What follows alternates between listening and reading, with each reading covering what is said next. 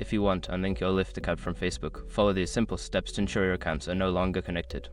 Step 1. Open the Lyft app. Launch the Lyft app on your mobile device. Make sure you are logged into your account. Step 2. Access account settings. Tap on your profile icon or the menu icon in the top left corner of the screen. From the menu, select Settings to access your account settings. Step 3. Navigate to Social Connections.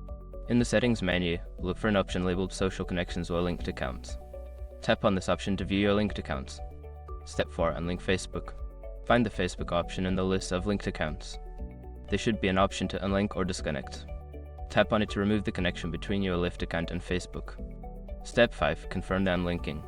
You may be prompted to confirm your decision to unlink the accounts.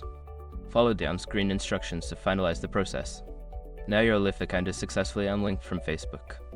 If you have any further questions or need assistance, feel free to reach out to Lyft support.